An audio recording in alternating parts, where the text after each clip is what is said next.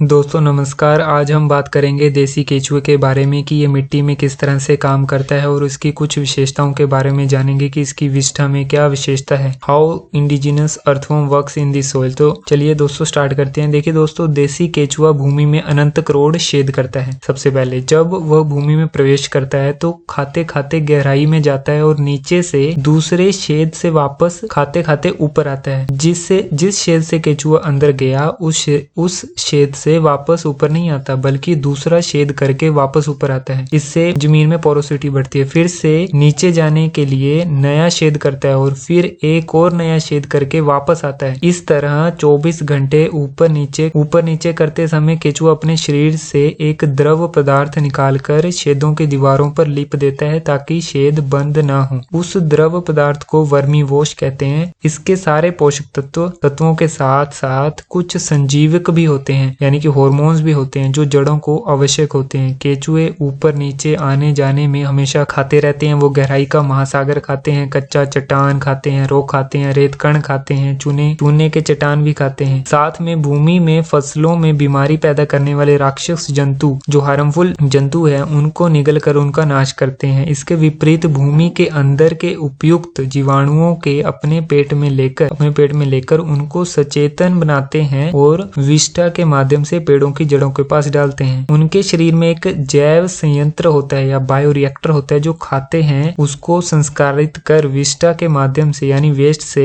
पेड़ों की जड़ों के पास डालते हैं। केचुओं की विष्ठा की विशेषता के बारे में बात करें तो केचुओं की विष्ठा में मिट्टी से 7 गुना ज्यादा नत्र होता है, नाइट्रोजन होता है, 9 गुना ज्यादा सल्फूरद या फॉस्फेट होता है, 11 गुना ज्यादा पलाश या जिसको पोटाश कहते हैं हम वो होता है, और 6 गुना ज्यादा चूना या कैल्शियम होता है, 7 गुना ज्यादा या 8 गुना ज्यादा मैग्नीशियम मग्न या जिसको कहते हैं हिंदी में, 10 गुना ज्यादा गंधक होता है। इस प्रकार सारे पोषक तत्व कई गुना अधिक होते हैं केचुए की विष्ठा में मिट्टी के कंपैरिजन में। जब केचुए निरंतर कार्य करते रहते हैं तो उनका कार्य करने के लिए एक विशिष्ट परिस्थिति या उनको क्लाइमेट चाहिए होता है, उसको बोलते हैं माइक्रो क्लाइमेट या सूक्ष्म पर्यावरण। अगर केचुओं को 24 घंटे काम में लगाना है तो हमें सूक्ष्म पर्यावरण निर्माण करना ही पड़ेगा। अगर हम थोड़ी सी बात कर लें सूक्ष्म पर्यावरण की कि ये क्या होता है। भूमि की सतह पर दो पौधों के बीच में जो हवा संचारित होती है, जो हवा सर्कुलेट करती है दो पौधों के बीच में, उसका तापमान 24 से 27 डिग्री सेल्सियस होना चाहिए। हवा में नमी